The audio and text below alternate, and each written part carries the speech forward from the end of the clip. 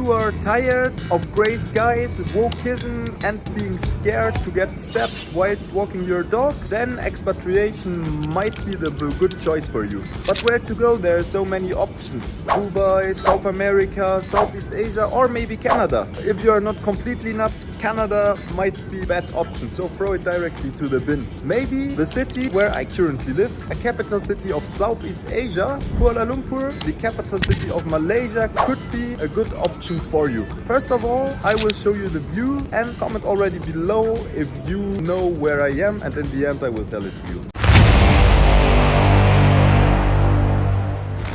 Or how everybody calls it, KL is the capital city of the state of Malaysia. It has 1.8 million inhabitants and 9 million inhabitants in its agglomeration. Malaysia is divided in two parts. One part being the peninsulan part of Malaysia, which is land bordering with Thailand and Singapore in the south, Thailand in the north, and the second part being East Malaysia, which is situated on the island of Borneo, which is bordering with Indonesia and with the less well-known little country Brunei.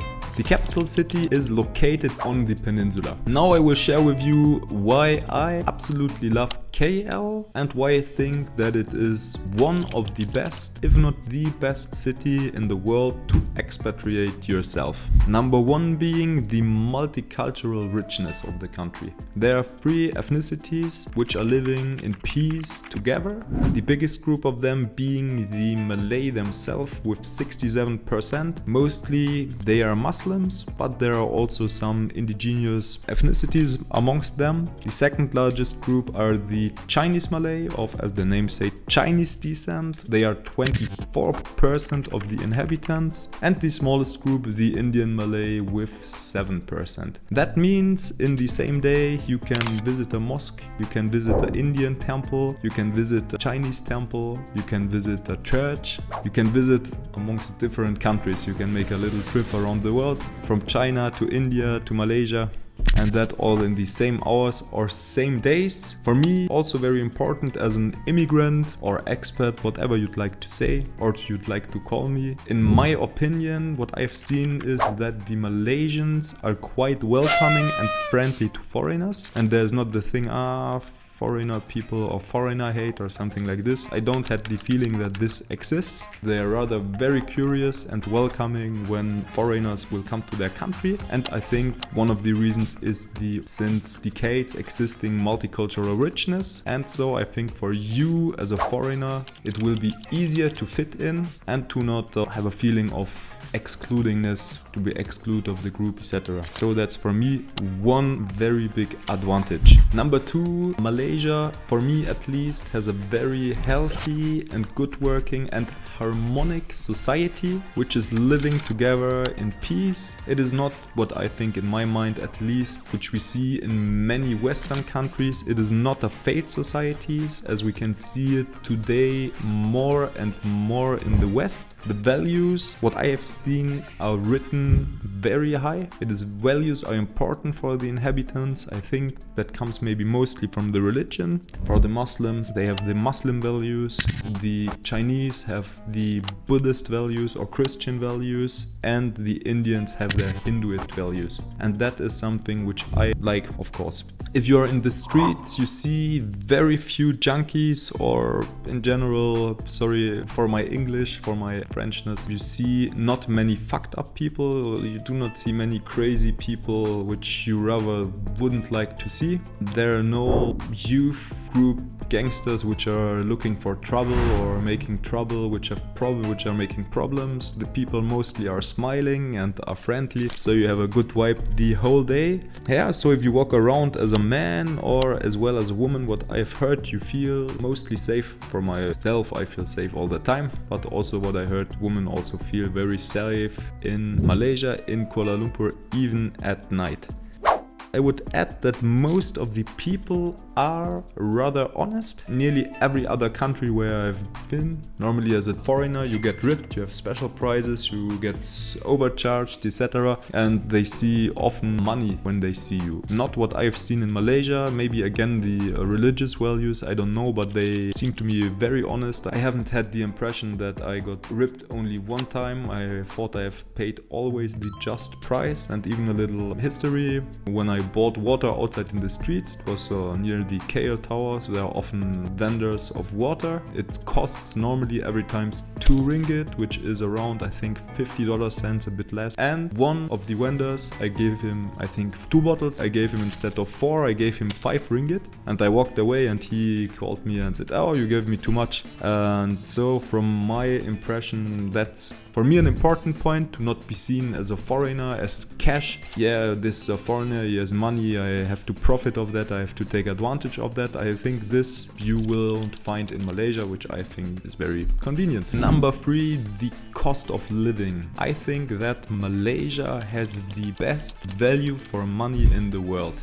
Not only is the service great, and I think genuinely great, the people are very warm-hearted, and so they are very friendly and welcoming. Most of them, of course, there's always exceptions, but as well in general the prices, at least if you come from a Western country and you have a Western salary, are very affordable. So for example, to give you some ideas about the prices for a Grab ride, Grab is the local Uber to go from point A to B. The taxi or Uber, I think everybody of you knows Uber or already knows Grab, which is very popular in the Southeast Asian countries, will cost you for a 10 to 15 minutes ride maybe $2 to $3. You can go nearly everywhere and you won't pay much more than $3 to $4. When you go from the airport to the city center, you maybe pay approximately $15, which is a I think 50-kilometer ride and 1 hour of transit. To give you some other price ideas, for street food, when you will eat outside, you will pay $2 to $3 for street food. If you want to eat in a good restaurant, in a normal restaurant, you'll pay approximately $20 to $30 for 2 person, including food and drinks. That's my impression, what I had, my experiences. And if you take an Airbnb in the best condominiums, you'll pay $50 per night. If you will stay long term, and a little comparison on the Airbnbs, I've been in summer to Denmark, to Copenhagen, which by the way also is a beautiful city. And for the cheapest option which I have seen on booking was around $150 per night. And that was the cheapest hostel in a little room. And here we talk about $50 in the best projects, the best condominiums with swimming pools, with gyms, with dedicated working spaces, with 24-hour security, with view over the city, with rooftop, etc, etc. So that is for me cost effective and as well very good value for money. If you want to rent long term, a condo in the best districts, also 24-hour security with swimming pools, with gyms, with a nice lounge in the heart of the city, there you will pay maybe $700 for a 1+1 salon, like living room plus 1 room, and up to $1,000 for a 2+1 bedroom. And I am talking about the best condominiums in the best neighborhoods with the best standing in the center of the city. If you go a bit further, maybe 15 minutes outside of the city center by car, you can take off these prices, I think at least $200 to $300. That means if you have a remote job or an online business like I myself, which generates you at least $2,000 per month, you will live like a king in Kuala Lumpur. You will live like a king. Wherefore, for $2,000, maybe in the Western countries, I think in the US, in New York, you would have a shitty life. Even in every interesting city in the West, you would have a mediocre life. In KL, you will live like a king. If you are interested in building an online business, like I myself have done it, on, for example, Amazon FBA, where I sell physical products, where I have my brand. Like the video, subscribe to my channel and watch the other videos. And if you're curious about how I managed to make money online, ask your questions below or DM me on Instagram. Number 4 is its strategic location in the heart of Southeast Asia, which allows you to visit countries such as Singapore, Indonesia, Vietnam, Laos, the Philippines, Thailand, often for as little as $100 for a return flight inclusive.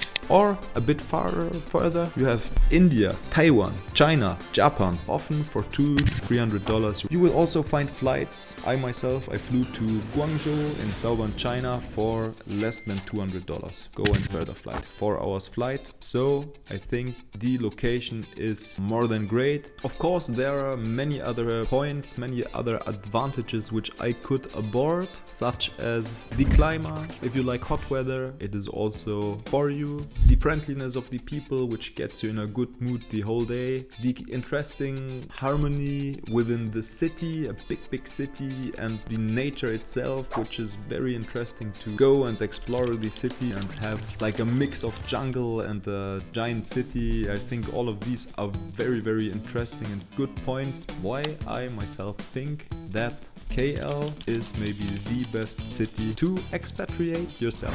Thank you if you have watched until the end. Yes, I already told it, of course, I am in Kuala Lumpur. There behind you can see a part, one of the Petronas towers, you can see the television tower, or you can see the NASA tower. Right there behind also the Equatorial Plaza. Thank you for watching my video. Like, subscribe, leave a comment, and see you next time. Bye bye.